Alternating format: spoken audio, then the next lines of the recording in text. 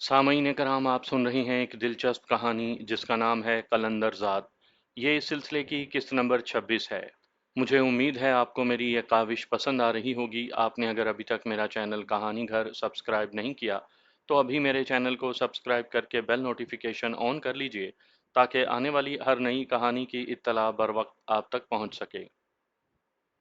मैं इस वसी व अरीज़ इमारत को देख रहा था।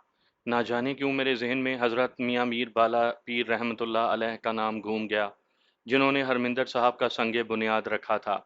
उन्होंने ईंट को उल्टा करके रख दिया, मगर वहाँ एक सियाने ने उस ईंट को उखाड़ कर सीधी कर दी। गुरु ने बहुत बुरा मनाया कि अगर हज़रत मियाँ मीर रहमतुल्लाह अलैह ने उल्टी रख दी थी ईंट, तो क्या हुआ? अब हरमिंदर साहब में उखाड़ पिछाड़ होती रहेगी। तारीख शाहिद है कि ऐसा होता आ रहा है। मैं परकरमा पर खड़ा था। लाउड स्पीकर में शब्द बयान हो रहे थे, कैरतन की सदा गूंज रही थी। वो सब अपने धर्म के मुताबिक रसूमात अदा कर रहे थे, जबकि मुझे मजबूरी में ये सब करना पड़ रहा था। इस वक्त हम दर्शनी ड्योढ़ी से लंगर खाने की तरफ जा रहे थे जब दिलजीत कौर के पास एक नौजवान आया। वो खुशगवार अंदाज में मिला। कुछ देर बातें करते रहे, फिर वो बाहर चला गया। दिलजीत बड़े आराम से हमारे दरमियान आ गई, फिर अपना सेल फोन मुझे देते हुए बोली, जमाल, ये लो, मैं इस पर तुमसे राब्ता करूंगी अगर मैं कनाडा पहुंच गई तो। बाहर वो लोग मुझे लेने के लिए आ गए हैं जिनके पास मेरे सारे सफरी कागजात हैं। वो मुझे एयरपोर्ट पहुंचा देंगे। मैं चुपके से जुदा हो रही हूं ताकि शक ना पड़े। यहाँ बहुत सारे खुफिया वाले होते हैं, बाद में सबको बता देना। Okay, wish you good luck. मैंने उसके चेहरे पर देखते हुए कहा। उसकी आंखों में बहुत कुछ था। उसका चेहरा मेरी निगाहों में महफूज हो गया। मैं आगे बढ़ गया और वहीं से वो पलट गई, शायद हमेशा के लिए। ना जाने क्यों मेरे दिल में एक हूक सी उठी। उसकी जुदाई को मैंने महसूस किया था। फिर मैंने सर को झटकते हुए सोचा कि सबको लंगर खाने में बताऊंगा कि दिलजीत चली गई है। मेरी आंख फ़ोन की तेज़ आवाज़ से खुली। एक लम्हा तो मुझे समझ में नहीं आया कि ये फ़ोन किसका बज रहा है। फिर मुझे याद आया कि दिलजीत ने मुझे फ़ोन दिया था। मैंने फ़ोन पिक किया तो दूसरी जानिब दिलजीत थी। उसने कनाडा में पहुंच जाने का बताया। चलो शुक्र है रब का, तुम खैरियत से वहां पहुंच तो गई। सच पूछो ना जमाल, जब से मैं भारत गई थी अब जाकर मुझे कंपनी मिली थी, वरना अजनबियों के दरमियान ही वक्त गुजरता गया था। उसने उदास लहजे में कहा। चल कोई बात नहीं, अब तू सुकून से रह, आराम कर। मैंने कहा, क्या कर रहे हो तुम लोग? उसने फिर उसी उदासी में पूछा। करना क्या है, सो रहे हैं और मेरे ख्याल में सुबह होने वाली है। मैंने आसमान पर देखते हुए कहा, कहाँ पर हो? सब ने मेरे बारे में पूछा था। वो बच्चों की तरह बोली। तब मैंने उसकी दिलजोई के लिए कहा, लंगर खाने में जाकर मैंने उन्हें बता दिया था। सभी एकदम से उदास हो गए थे। वापस आकर रात गए तक तुम्हें याद करते रहे। मैं, जसपाल और हरप्रीत यहाँ टहवार साहब के मकान की छत पर सोए हुए हैं। सोने तक तेरी ही बातें करते रहे। ओह, वो जैसे सिसक पड़ी, फिर चंद लम्हों के बाद बोली, और तुम जमाल? अब तुम चली गई हो ना तो एहसास हो रहा है। तुम्हारी ऑफर मान लेता तो अच्छा था। मैंने कहा तो वो खिलखिला कर हंस पड़ी। फिर चंद लम्हे अलविदाई बातों के बाद फ़ोन बंद कर दिया। मैंने फ़ोन सिरहाने रखा और सोचने लगा। उसने विक्की सिंह के बारे में नहीं पूछा था कि उसका क्या बना। मुझे इससे अंदाज़ा हो रहा था कि उन 5 दिनों में वो मेरे ज़हनी तौर पर कितना करीब आ चुकी थी। कुछ देर मैं उसे याद करता रहा, फिर उठकर छत की मुंडेर पर आ गया। नीलगूं रोशनी फैलने लगी थी। वहीं खड़े खड़े मुझे अपना गांव नूर नगर याद आ गया। मैं हमेशा वहां जल्दी उठने का आदी था।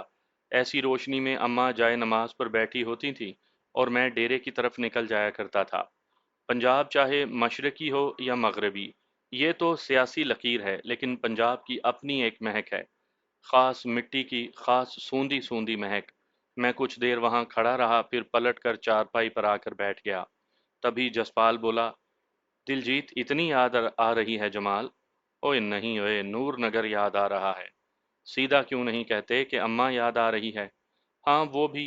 मैंने होले से कहा तो हरप्रीत भी उठकर बैठ गई, फिर बोली, वैसे टहवार साहब कह रहे थे कि हम चंद दिन उनके पास यहाँ रहें, लेकिन लगता है कि हमें आज ही ऊगी जाना पड़ेगा। जमाल उदास जो हो गया है? नहीं हरप्रीत, मैं उदास नहीं हुआ। और फिर हमें आज ही यहाँ से निकलना होगा। जसपाल जितने दिन बाहर रहेगा उस पर शक बढ़ेगा। मैंने कहा तो जसपाल बोला, ओ यार, मेरी जायदाद के कागजात 1-2 दिन में मिलने वाले हैं और मेरा जालंधर में रहना बहुत ज़रूरी है। हमें आज ही निकलना होगा।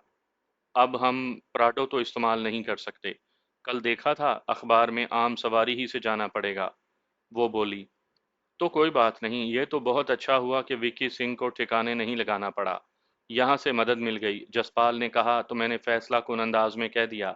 चलो ठीक है, नाश्ते के बाद टहवार साहब से इजाज़त ले लेंगे। इस वक्त हम फ्रेश होकर नीचे सहन में आ गए थे। टहवार साहब घर पर नहीं थे। हम उस वक्त लस्सी पी चुके थे जो उनकी बेटी ने हमें ला कर दी और हमारे साथ ही बैठकर पी थी। तभी मैंने उससे पूछा, यहाँ नेट की सहूलत है ना? बिल्कुल है, चाहिए आपको? वो खुशगवार अंदाज में बोली। अगर मिल जाए तो। मैंने कहा तो वो उठकर अंदर चली गई। फिर कुछ देर के बाद वो लैपटॉप उठा लाई। हरप्रीत और वो बातें करने लगे। जसपाल मेरे करीब खिसक आया। मैंने अपना अकाउंट खोला। रोही से एक ही मेल थी। उन्हें दिलजीत के वापस जाने और उसका सेल फोन मेरे पास होने की इत्तला थी। वो ये भी जानते थे कि मैं इस वक्त कहाँ हूँ। मैंने वो तमाम तफसीलात पढ़ी। बिल्कुल आखिर में मुझे अमृतसर जाने को कहा गया था, जहाँ पहुंचकर मैंने हरमिंदर साहब ही में रहना था। वहाँ मुझे कॉल की जानी थी और उस बंदे के साथ मैंने चले जाना था। ये सब कुछ पढ़कर जसपाल एकदम से उदास हो गया। तो इसका मतलब है कि तू मेरे साथ ऊगी पिंड नहीं जा सकेगा? अब तेरे सामने है, देख लो। खैर, तुम जलंधर निकलो, फिर देखते हैं, मैंने कहा और फिर मेल का जवाब देकर लैपटॉप वापस रख दिया। मैंने विक्की सिंह से ली मालूमात के बारे में उन्हें आगाह कर दिया था। टहवार साहब से बड़ी मुश्किल से इजाज़त ली। वहाँ से निकलते निकलते हमें दोपहर हो गई। उनके गांव ही से हमें दो कारें ड्राइवर समेत मिल गईं। मेन सड़क पर जाकर हम मुखालिफ सिमतों की तरफ चल दिए। जसपाल के साथ हरप्रीत खासी उदास दिखाई दे रही थी, जबकि मैं इस हिसार में नहीं आना चाहता था। भारत में आने के बाद मैं पहली बार अकेला निकल रहा था। मेरे पास अपनी शनाख्त की कोई दस्तावेज नहीं थी। अगरचे मुझे बताया गया था कि सारी दस्तावेज तैयार हैं, लेकिन इस वक्त मेरे पास नहीं थी। मैं ड्राइवर के साथ गपशप लगाता रहा। फिर जल्द ही मैं पिछली नशिस्त पर आंखें बंद की और सोचने लगा कि आइंदा मेरे साथ क्या कुछ हो सकता है। मैं इस वक्त हरमिंदर साहब में मौजूद था। सफ़ेद कुर्ता और पजामा पहने, सर पर बसंती रंग की पगड़ी से मैं इस वक्त सिख ही दिखाई दे रहा था। बस मेरे केस नहीं थे, जबकि दाढ़ी खासी बड़ी हुई थी। सिर्फ अमृतधारी सिख अपने केस रखते हैं, बाकी अपने बाल कटवा लेते हैं। मैं पुरसकून सा परिक्रमा के साथ दालान में बैठा था। आसमान पर हल्के हल्के सफ़ेद बादल थे। मुझे शिद्दत से कॉल का इंतज़ार था। अगर कॉल ना आई तो फिर मेरे लिए रात गुजारने का मसला होना था।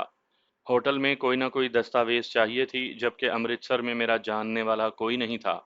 मैं इसी अधेड़ बुन में था।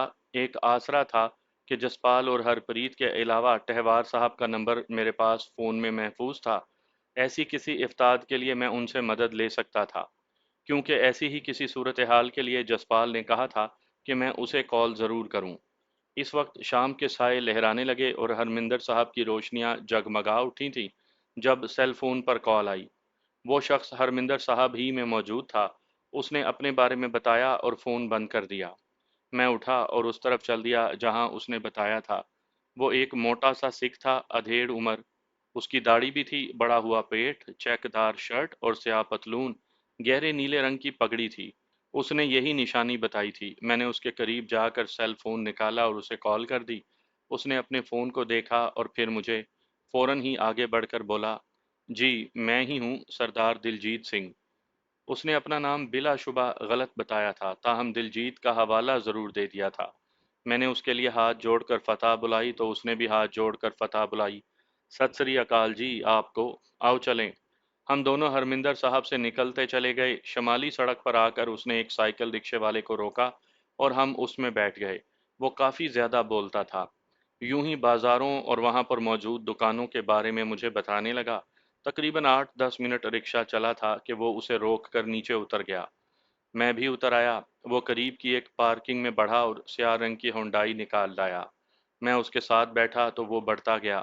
तभी वो फिर शुरू हो गया। हम पार्किंग तक पैदल भी आ सकते थे, लेकिन हरमिंदर साहब में खुफिया वाले बहुत होते हैं। आप वहाँ काफ़ी देर से थे। मैंने सोचा मुमकिन है कि आप किसी की निगाहों में आ गए हों, क्योंकि आपने कड़ा तो पहना हुआ है लेकिन करपान नहीं है। मैं ये शायद देख सकता हूँ, तो खुफिया वाले क्यों नहीं? बस इसीलिए एहतियात की। अच्छा किया आपने एहतियात की, मैंने कहा और सामने सड़क पर देखने लगा। खासा रश था और ऐसे रश में अगर कोई ताक़ुब भी कर रहा हो तो पता नहीं चलना था। मुझे एहसास हो गया था कि सरदार दिलजीत सिंह अब मुझे घुमा फिरा कर ही मंजिल तक लेकर जाएगा। वो यूं ही अमृतसर की बातें करता रहा और मैं सुनता रहा। उसका मौजू यही था कि किस जगह से खाने पीने वाली कौन सी चीज़ अच्छी मिलती है। तकरीबन 1.5 घंटा हम यूं ही सड़कों पर फिरते रहे। मैं इस दौरान देखता रहा कि कोई हमारा ताक़ुब तो नहीं कर रहा। जब ये एहसास हो गया कि कोई नहीं है, तो वो एक पोश इलाके की तरफ ले गया। वो न्यू मॉडल टाउन की आबादी थी जिसके एक खूबसूरत से घर में वो मुझे ले गया। हम ड्राइंग रूम में बैठे ही थे कि एक लंबा तड़ंगा बूढ़ा सिख आया। मैं उसे देखते ही चौंक गया। ये वही ज्ञानी था जिसने एक दिन दिलजीत कौर के घर में भाषण दिया था। वो मुस्कुराता हुआ बड़ी गर्मजोशी से मुझे मिला और फिर सरदार दिलजीत कौर की तरफ देखकर बोला, आप अब जाएं। जी, ये कहते हुए वो तेजी से मुड़ा और चलता चला गया। उसके जाने के बाद हम दोनों एक ही सोफे पर बैठ गए। मेरा नाम करमजीत सिंह है। तुम मुझे सिर्फ ज्ञानी भी कह सकते हो। सॉरी, तुम्हें हरमिंदर साहब में काफ़ी देर इंतज़ार करना पड़ा। इसमें हिकमत ये थी कि अगर तेरे पीछे कोई खुफिया वाला लगा होता तो मालूम हो जाता। यहाँ आकर खुफिया वालों का बहुत जिक्र सुना है, इसकी वजह? मैंने यूं ही पूछा। पाकिस्तान की सरहद साथ है ना, और फिर सिखों की मरकज़ी इबादतगाह भी यही है, और सिखों की मुख्तलिफ तहरीकें सरगर्म हैं। इसलिए यहाँ पर कौन किस भेस में है, पहचाना जाना बहुत मुश्किल होता है। जैसे तुम एक मुसलमान हो और सिख के बहरूप में आधे से ज़्यादा दिन वहाँ रहे हो। बहुत एहतियात करना पड़ती है। ज्ञानी ने ठहरे हुए लहजे में पुरसकून अंदाज में कहा। हाँ, ये तो होना चाहिए, मैंने उससे इत्तफाक करते हुए कहा। वो चंद लम्हे पुरसकून रहा, फिर बोला, दिलजीत कौर तो गई, जिसकी मदद के लिए तुम्हें बुलाया गया था। अब यहाँ रहकर तुमने जसपाल की मदद करनी है। इससे पहले कि जसपाल रविंदर सिंह को मारे, उसे तुमने मारना है। वो तो मैं कर लूँगा, लेकिन जसपाल की हसरत तो नहीं। बाज़ औक़ात जज्बाती फ़ैसलों से बचा जाता है। उसका यहाँ आने का सारा मकसद ख़त्म होकर रह जाएगा अगर उसने रविंदर सिंह को अपने हाथों से ना मारा तो। मैंने इंतहाई जज्बाती अंदाज में कहा। तो वो उसी तहम्मुल से बोला, देखो, खुफिया और खसूसन राह की उस पर गहरी निगाह है। उन्हें उसकी 3 माह की गैर मौजूदगी हजम नहीं हो पा रही। वो रविंदर सिंह से हर तरह की तस्दीक कर चुके हैं कि जसपाल को अगवा किया है या नहीं। मुमकिन है वो जसपाल के इस बयान को सच तस्लीम कर लेते, लेकिन चंडीगढ़ में जो सीसीटीवी कैमरों की फुटेज है, उसमें यह नुमायां है। सिर्फ एक उलझन की वजह से यह बच रहा है। उस सारी वीडियो में कहीं भी उसका पूरा चेहरा नहीं आया, इसलिए शक की गुंजाइश रह गई है, वरना वो अब तक गिरफ्तार हो चुका होता। फिर उसके यहाँ रहने का फायदा तो कोई नहीं। मैंने कहा, नहीं, शायद तुम नहीं जानते, उसका वीज़ा ख़त्म होने वाला है। 1-2 दिन में उसे अपनी जायदाद की मलकियत वाले कागजात मिल जाएंगे। उसे वापस कनाडा जाना पड़ेगा। फिर वो दोबारा आ जाएगा तो शहरियत के बारे में दरख्वास्त दे सकेगा। ये कुछ कानूनी मामलात हैं, यहाँ के नहीं, कनाडा के। खैर, यहाँ तक उसके यहाँ रहने का फ़ायदा है, मैं उसे यहाँ सियासत में लाना चाहता हूँ। हमें ऐसे बंदे चाहिए जो पार्लियामेंट में आवाज़ उठा सकें। बहरहाल ये एक लंबा प्लान है। ज्ञानी जी, मैं आपसे अभी कह दूं, जसपाल सियासत नहीं कर सकता। मैंने हतमी अंदाज में कहा।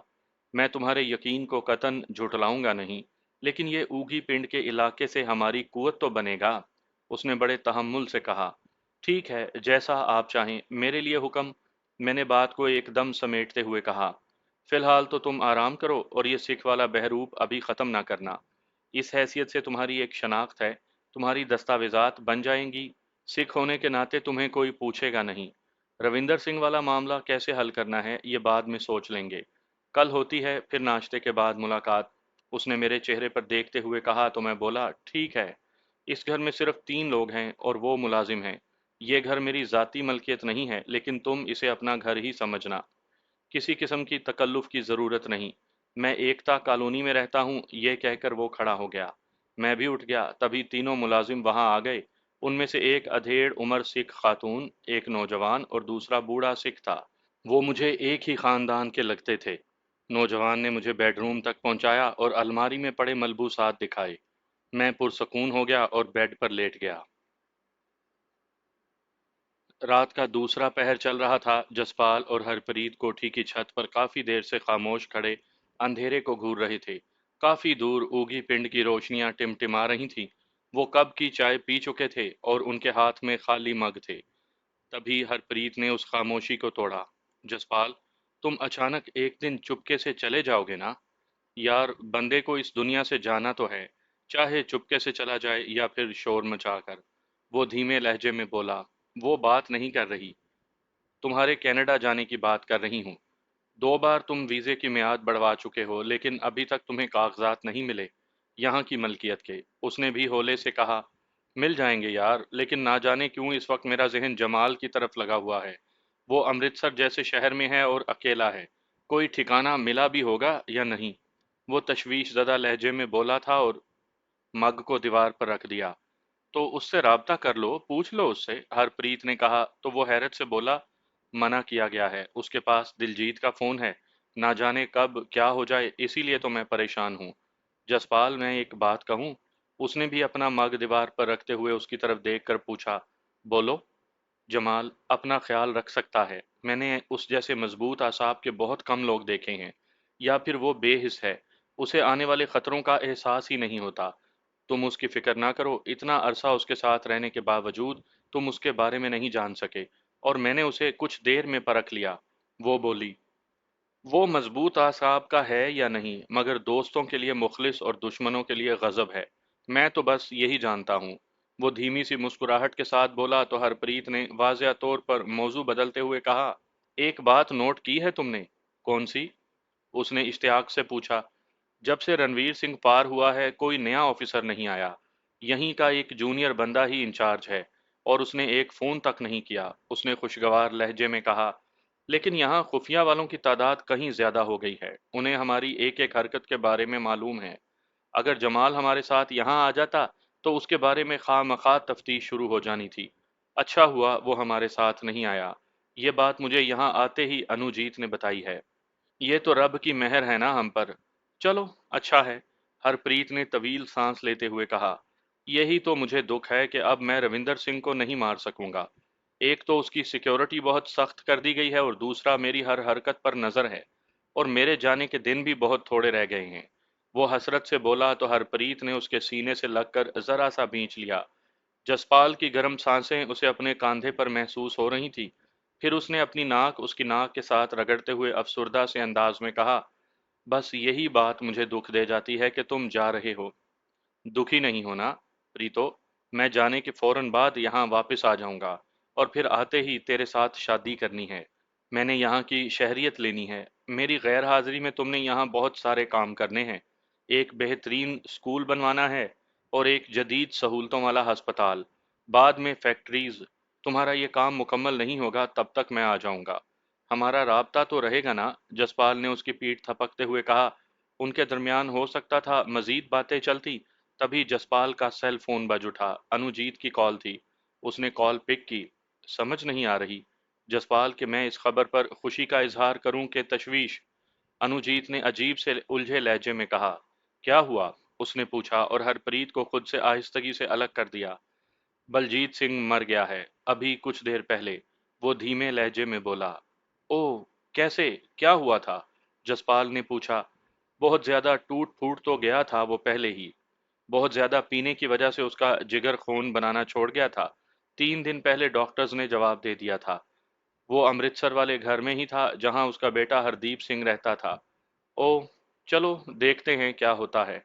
ये जानना होगा कि बलजीत सिंह की आखिरी रसूमात कहाँ अदा होंगी, यहाँ ऊगी में या वहाँ अमृतसर में। इस बारे में अभी कुछ कहा नहीं जा रहा। बहरहाल तुम मोहतात रहना, यहाँ से उसके वफादार कोई गलत सलत हरकत ना करें। उसने समझाते हुए कहा। नहीं, मैं मोहतात रहूंगा। तुम इस वक्त कहाँ हो? जसपाल ने उससे पूछा।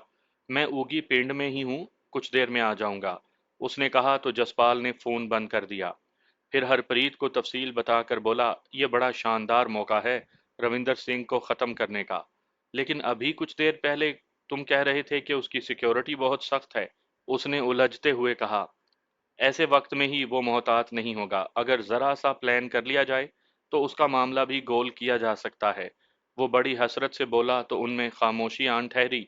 तभी हरप्रीत ने उसे दोबारा अपने बाजुओं में ले लिया, और पुरसकून लहजे में बोली, अभी रिस्क नहीं लेना, बहुत मौके आएंगे, फिक्र ना करो। अब चलो और जाकर सो जाओ, सुबह जलंधर जाना है। हाँ, ऐसे ही।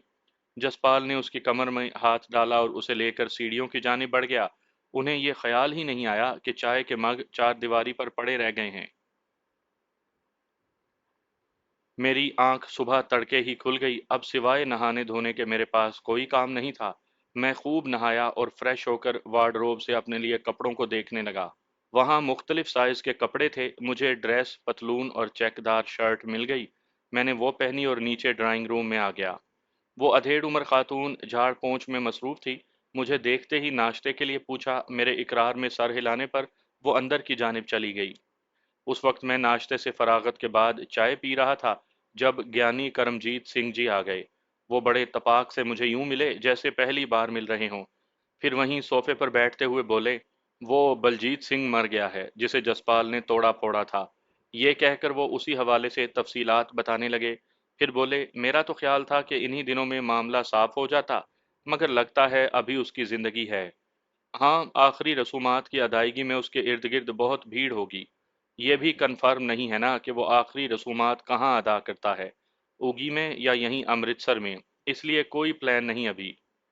तो इसका मतलब है कि कोई काम नहीं है यहाँ पर? मैंने पूछा। बज़ाहिर तो कोई काम नहीं, बस यही है कि तुम अमृतसर की सैर कर लो या फिर यहाँ आराम करो, ज्ञानी ने कहा और मेरे चेहरे पर देखने लगा। ठीक है, जैसे आपकी मर्जी, मैंने कहा और मग में बची हुई चाय एक सांस में खत्म करके मग सामने पड़े हुए मेज पर रख दिया। तब ज्ञानी जी ने पूछा, तुम्हारी जो दस्तावेजात हैं, जो बन गई हैं, उन दस्तावेजात के मुताबिक तुम्हारा नाम दिलजीत सिंह है। ये तुम जहन नशीन कर लो। जी बिल्कुल, दिलजीत सिंह वल्द बहराम सिंह, कौम रंधावा जाट। ये कहते हुए मैंने उसकी तरफ देखा। तभी वो खुश होते हुए बोला, अगर आराम करना है तो घर में रहो, बाहर जाना है तो बता दो, माहौल ठीक है। उसके कहने पर मैंने अपनी ख्वाहिश का इजहार किया। ज्ञानी जी, यहाँ अमृतसर में मेरे लिए एक ही चीज़ है देखने की, और वो है जलियांवाला बाग। अगर कहें तो मैं वो देख आऊं। कैसे जाओगे भला? उन्होंने पूछा। यही टैक्सी रिक्शा पकड़कर निकल जाता हूँ, दोपहर के बाद तक लौट आऊंगा। मैंने कहा, नहीं, तुम कुछ देर इंतज़ार करो, मैंने इसका इंतज़ाम किया है। वो आ जाती है यहाँ, वो तुझे दिखा लाएगी। तब तक तुम इंटरनेट इस्तेमाल करो। मैं ये बातें तुमसे फ़ोन पर भी कर सकता था, लेकिन तुमसे वादा किया था और मैंने इधर से गुजर कर जाना भी था। खैर, अब मैं चलता हूँ, रब राखा। ये कहकर ज्ञानी उठ गया। मैं भी उठा और उसके साथ चलता हुआ बाहर पोर्च तक आ गया। वो चला गया तो मैंने बाहर फैली हुई चमकीली धूप को देखा। साफ आसमान, रंगीन घर और धीमी धीमी चलती हुई हवा बहुत भली लग रही थी। शायद मैं कमरों में पड़ा पड़ा थक गया था और आज़ाद फिजाओं में घूमना चाहता था। मैं वहीं कॉरिडोर में कुर्सी पर बैठ गया और गर्मियों के बाद आने वाले सर्द मौसम को महसूस करने लगा। बारिश के बाद हवा में नमी थी जो भली महसूस हो रही थी। मुझे वहां बैठे हुए काफी वक्त गुजर गया। यूं ही ऊट पटांग सोचें सोचता रहा। इसी दौरान एक सफेद रंग की मारुति कार गेट से अंदर आई। पहरेदारों ने उसे आने दिया था तो वो बिलाशुबा ज्ञानी ही से मुतल्लिक थी। वो कार धीरे धीरे चलती हुई पोर्च में आन रुकी जो मुझसे चंद गज के फासले पर था। उसकी ड्राइविंग सीट से एक खातून निकली। पहली निगाह में वो अधेड़ उम्र ही लगती थी, लेकिन जैसे ही वो मेरे करीब आई तो वो भरपूर जवान थी। शानों तक बाल जो सादे से अंदाज में बांधे हुए थे, आंखों पर ऐनक, माथा चौड़ा, तीखा नाक, पतले होंठ, लंबी गर्दन, पतली सी भारी सीने वाली, लंबे कद की जवान और भरपूर लड़की। सांवले रंग की शफाफ चेहरे वाली ने गहरे नीले रंग की जीन और सफेद कुर्ता पहन रखा था जिस पर हल्के सब्ज रंग के फूल थे। गले में स्कार्फ नुमा दुपट्टा। पहली निगाह में ही वो किसी अखबार की रिपोर्टर लगती थी, या फिर उसका ताल्लुक किसी लिखने लिखाने वाले शोबे से लगता था। उसने आते ही बड़े खनकदार लहजे में पूछा, आप ही दिलजीत सिंह है ना? जी, मैं हूँ, और आप? मैंने उसकी तरफ देखकर पूछा। मैं नवीन कौर हूँ। ज्ञानी साहब ने मुझे भेजा है, आपको अमृतसर की सैर करवा दूंगी। ये कहते हुए उसने अपना हाथ बढ़ाया। मैंने उठकर उसका हाथ थाम लिया। वो बिल्कुल ठंडी थी, या शायद कार में एसी चलने की वजह से उसके हाथ ठंडे थे। आएं, चाय या जूस पी लें, फिर चलते हैं, मैंने उसका हाथ छोड़ते हुए कहा तो वो बोली, मुझे ज़रूरत नहीं है, वैसे भी बाहर बहुत कुछ खाया पिया जा सकता है, अगर आप। ओके, मैं बता दूं, मैंने कहा और अंदर की तरफ चला गया। तब तक अधेड़ उम्र सिख आ गया था। मैंने उसे बताया और मारवती में जा बैठा जिसमें वाकयातन एसी चल रहा था। कहाँ चलना है? गेट से बाहर आते ही उसने पूछा। आपके रहमो करम पर हूँ, जिधर ले जाओ। मैंने कहा तो उसने सर हिलाने पर ही इक्तफा किया। ऐसे में मेरा सेल फोन बज उठा। दूसरी जानिब ज्ञानी साहब थे। उन्होंने नवीन के बारे में मुझे बता दिया था कि काफ़ी भरोसेमंद लड़की है। वो मुझे मुख्तलिफ रास्तों से लेकर जाने लगी। तकरीबन आधा घंटा इंतहाई खामोशी से गुजर गया। ना उसने कोई बात की और ना मैंने कुछ कहा। उसने कार में म्यूज़िक तक नहीं लगाया था। आखिर तंग आकर मैंने कहा, नवीन कौर जी, बंदा सैर करने के लिए क्यों निकलता है?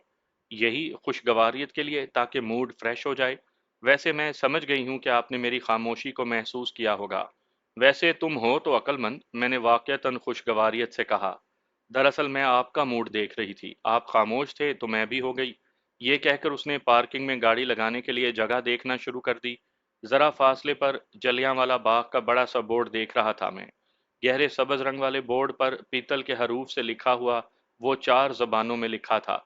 बाएं जानिब उर्दू में था। कार पार्क करके हम तंग सी गली में आ गए, जिसमें बमुश्किल 2 अफराद एक साथ गुजर सकते थे।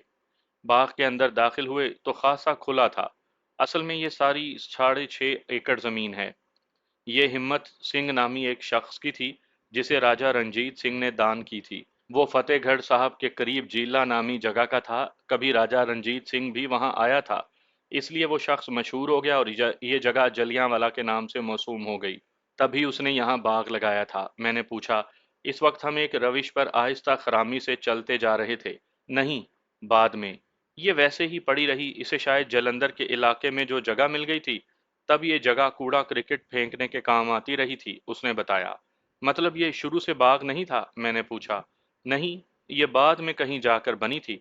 इसका मालिक तो सन 1829 में ही स्वर्गवास हो गया था। फिर किसी ने पूछा तक नहीं।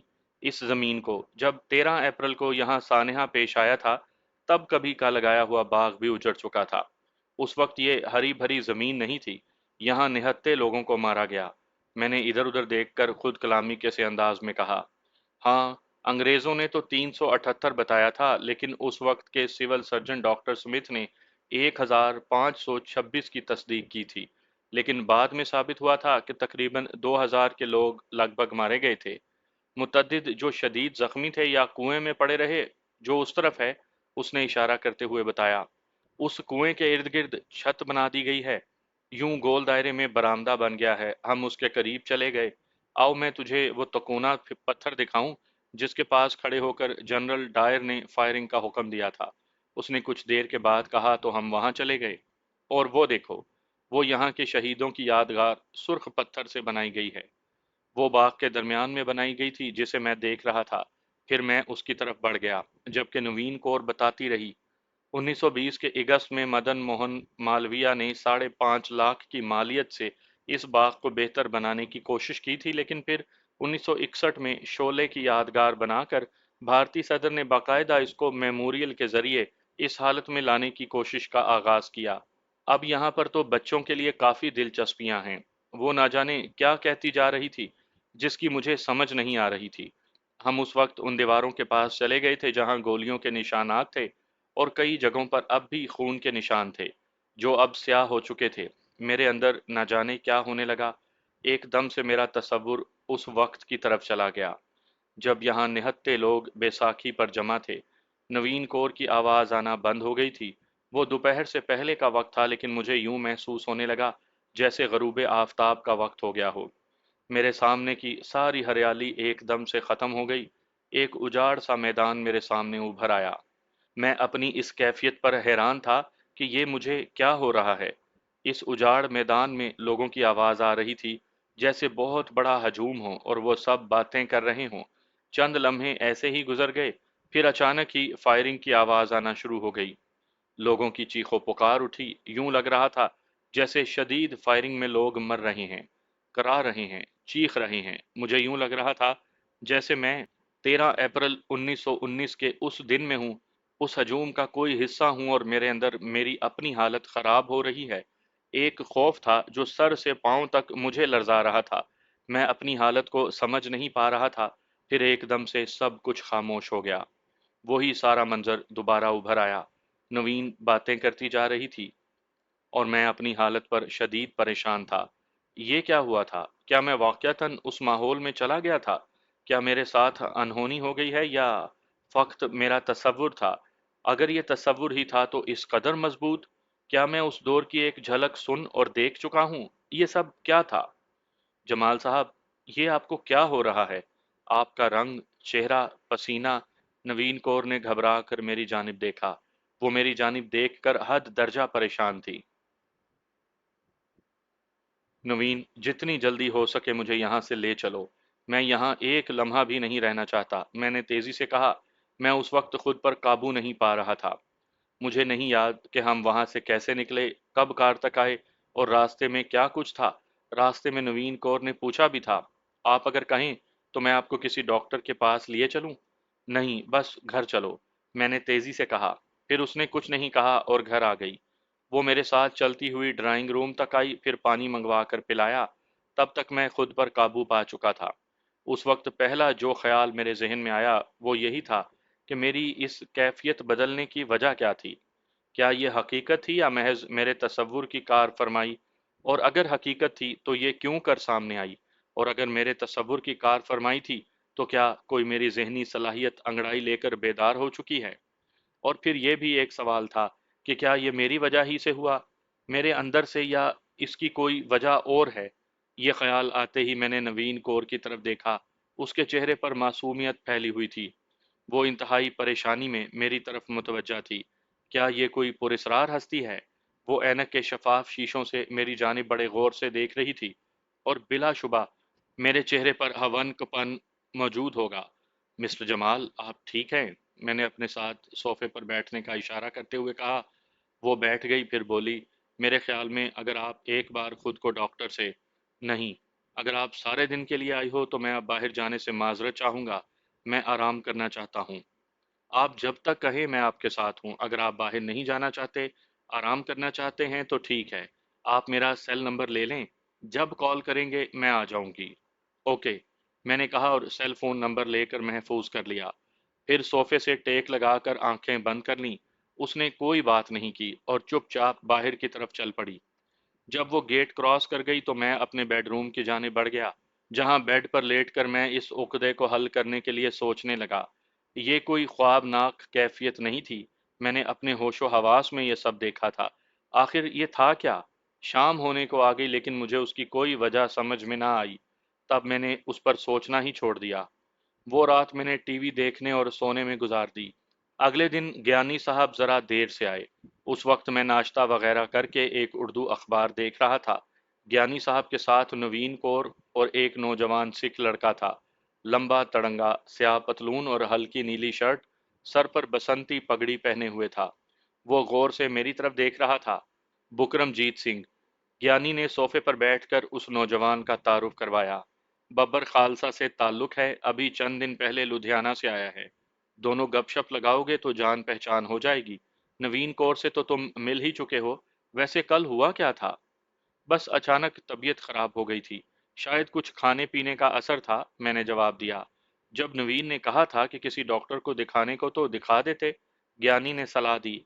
नहीं, मैं बिल्कुल ठीक हूँ, बस वो वक्ती था। मैंने कहा तो वो बोले, बलजीत की आखिरी रसूमात उधर अमृतसर में ही अदा की जाएंगी। तो क्या ये अच्छी बात नहीं? मैंने चौंकते हुए कहा तो वो संजीदगी से बोले, हाँ है तो अच्छी बात, लेकिन आज बहुत ज़्यादा रश होगा। बहरहाल उसका सिक्योरिटी प्लान बुकरम के पास है, और ये नवीन तुम लोगों के साथ होगी। आप तीनों का प्लान है और जमाल तुम इन दोनों के हेड होगे। अब जो करना है तुम ही लोगों ने करना है। ठीक है, हम देख लेते हैं, मैंने कहा, और पहले बुकरम को देखा, जिसके चेहरे पर संजीदगी थी, और फिर नवीन को देखा तो चौंक गया। उसका चेहरा जज्बात से आरी था और वहां मासूमियत फैली हुई थी। उसे देखकर यूं लग रहा था जैसे हम किसी फलसफे की गुत्थी सुलझा रहे हों, किसी पकवान के अज्जाए तरकीबी पर बात कर रहे हों। वो मुझे काफी हद तक पुरस्रार लगी। शायद ज्ञानी ने मेरी निगाहें पढ़ ली थी। जमाल, नवीन कौर को देखकर मायूस मत होना। इसका चेहरा समुंदर का सकूत है। ये अपने हल्के में रेशमी तलवार के नाम से जानी जाती है। ज्ञानी ने कहा तो नवीन के पतले होंठों पर जरा सी मुस्कुराहट नमूदार हुई और फिर गायब हो गई। रेशमी तलवार, मैंने उसका नाम जेरे लब दोहराया तो अच्छा लगा। तभी वो बोली, ज्ञानी जी, जमाल में फक्त एक खराबी है, ये यहाँ का पंजाबी लहजा नहीं अपना सका। ये कमी इसे दूर करनी चाहिए। अगर इसे यहाँ रहना है तो। तुम ठीक कहती हो नवीन। खैर, आज से तुम तीनों इधर ही या फिर इकट्ठे ही वक्त गुजारोगे। मेरी आप तीनों से मुलाकात अब इस ऑपरेशन के बाद ही होगी। चाहो तो रहने का बंदोबस्त कहीं और कर दूं। यहाँ से अगर हम एक बार निकल गए तो फिर दोबारा हम शायद ही वापस आएंगे यहाँ। बुकरम ने ज्ञानी की बात समझते हुए कहा। ठीक है, अगर कोई बहुत परेशानी हो तो मुझे कॉल कर सकते हो, या फिर नवीन को मालूम है कि राब्ता किससे करना है। अब मुझे इजाज़त दो, यहाँ से हर शय आप लोगों को मिल जाएगी। ये कहते हुए वो उठ गया। फिर हाथ जोड़कर फतह बुलाते हुए वाहे गुरु करता हुआ बाहर चला गया। तभी हम तीनों ने एक दूसरे की तरफ देखा और मुस्कुरा दिए। जलंधर की फिजाओं में अच्छी खासी नमी थी। बारिश खूब बरसी थी, लेकिन सुबह बहुत रोशन थी। नीले आसमान पर सफेद बादल थे जो कभी कभी सूरज के सामने आकर धूप को रोक लेते थे। दोपहर होने को थी जब जसपाल सिंह और हरप्रीत कौर रेवेन्यू ऑफिस में पहुंचे। वहां मेहरा के साथ दो और लोग थे। वो सभी बड़े ऑफिसर के पास गए। वो उनसे बड़े तपाक से मिला। कुछ देर गपशप के बाद उसने दराज से फाइल निकाली और जसपाल सिंह की जानिब बढ़ाते हुए बोला, ये लें जी, आपको अपनी जायदाद मुबारक। वक्त इसलिए लगा कि आपकी शनाख्त और कुछ कानूनी मामलात दरपेश थे। बहुत शुक्रिया, जसपाल सिंह ने फाइल पकड़ते हुए कहा और वो मेहरा की जानिब बढ़ा दी। उसने कुछ देर उन कागजात की जांच पड़ताल की। तब सभी उठ गए। दफ्तर से बाहर आकर मेहरा ने कहा, लें जी जसपाल, अब आप कानूनी तौर पर अपनी जायदाद के मालिक हैं। हम शाम के बाद आएंगे ऊगी पिंड, और फिर आपसे वहीं ट्रीट लेंगे। क्यों मिस हरप्रीत? जी जी, क्यों नहीं, हम आपका इंतजार करेंगे। हरप्रीत ने खुशदिली से कहा तो वो तेजी से बोला, लेकिन मैं आने से पहले फोन करूंगा। मुमकिन है कोई काम पड़ जाए। उसने ये बात कहकर मायनी खेज अंदाज में उनकी तरफ देखा, फिर मुस्कुराते हुए उनसे जुदा हो गया।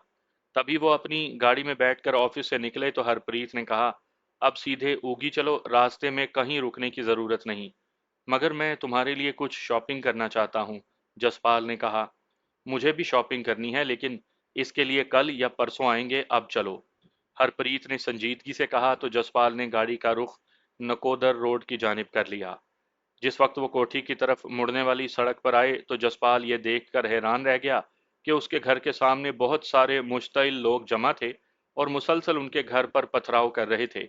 अंदर से किसी भी किस्म की मज़ाहमत नहीं थी। उन्हें देखते ही हरप्रीत के मुंह से निकला, और रब्बा, ये क्या? जल्दी से पुलिस को फोन करो। जसपाल ने काफी फासले पर गाड़ी रोकते हुए कहा। फिर तेजी से अनुजीत के नंबर मिलाए। उसने फौरन ही फोन पिक किया। ये बाहर हंगामा, कैसे हो तुम और कहाँ हो?